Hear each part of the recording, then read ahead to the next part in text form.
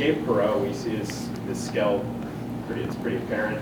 What are, I guess, the other elements of his game that you need to see to feel comfortable with him being an NHL player? I just think, obviously, I think Gabe has NHL talent. I think that's on display. He's a really talented kid. I think he's a terrific hockey player. He's young, and so, you know, it's my experience in coaching young players like that. A lot of it is just about the thankless jobs. You know, knowing when to put a puck deep, defensive responsibilities, awareness in the defensive zone, and then strength, just being strong on puck battles, and you know, when the plays are in the battle areas down low, the tight area play, just so that you don't get pushed off pucks and things of that nature. But he sees it extremely well. I think he plays with courage. He's willing to go into the battle areas. I think he can get a little bit stronger, and that's going to help him, and will help him in that area. But we've been really encouraged with his game. Do you have a philosophy, I guess, of whether or not, if he's in, like, does he need to get a certain amount of minutes at this point in his career? Like, does he need to be a top 6 player, whether that's in the AHL or NHL at this point, or would you be comfortable having him in a 3rd or 4th line role?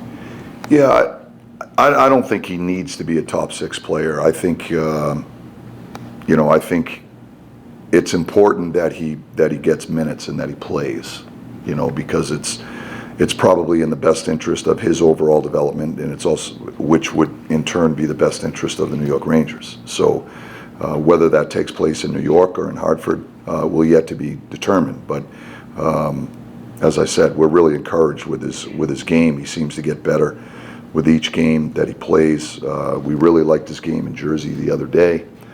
We liked his follow-up game tonight. So we'll just, you know, we're trying to reserve judgment and just kind of let the camp unfold here. And with each experience that we go through, we learn a little bit more about all the players. But you know, that's always going to be the question with young players, is what's the best formula for that player to help him ultimately become the impact player that we all foresee him to be. Is it playing lots of minutes at the American League level, or is it playing at the NHL level? And I don't know that there's a exact formula for that. I think that's a little bit of a feeling out process, and I think every player is unique, and so it's kind of a case-by-case basis based on, you know, circumstance. So, but what I will tell you is, you know, my impression of him and just watching him is he's an NHL player in the making. It's a different lineup. The result obviously doesn't count, but does it bother you? Of course it does. Of course it does. I said it to the players after the game. You know, it's not about the loss. It's about how we lost, right? And you know, one of the things we talked about on day one was the responsibility that we all have to live up to and set a standard here, a standard of excellence that I think we all aspire to have in the environment every day, and we all have a responsibility to that. And for me, that's the most important thing, is, you know, is living up to that standard, and ultimately that standard becomes what we're willing to accept. So if we're willing to accept this, where do we go from here? And that's the conversation that we had with the group afterwards, is, you know, at the end of the day, I get it, it's an exhibition game. You know, we haven't worked on a lot of things. It's a work in progress. It's not about the loss. It's about how we lost, and that's the most important thing. And I think the takeaway is that, you know, we need to expect more from one another. And, you know, if we're going to make mistakes of enthusiasm out there, we'll live with those. We'll work through them. We'll help the players through them. But I just thought there were circumstances where we beat ourselves a little bit. You know, I know we're better than that. Kind of going back to what you're saying about Gabe, and with this whole learning process with everybody, you know, Gabe obviously has more of an offensively loud game than a guy like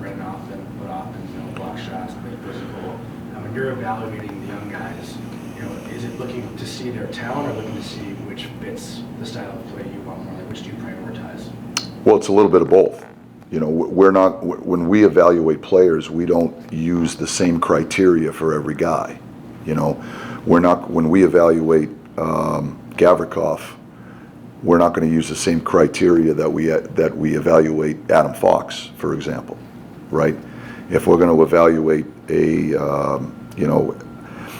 role player or a guy that we're relying on to be a sound defensive player, to check hard, conscientious play, things of that nature, we're going to evaluate those players with a different criteria than we would Artemi Panarin. So part of our job as a coaching staff is to define those criteria for guys. What are the expectations? And what's the pathway for you to help the New York Rangers have success? And we started to do that with some of the young guys and some of the other guys that are established, quite honestly, is just trying to build some expectations around everybody's game so they understand what their contribution is to helping us become the best team we can become.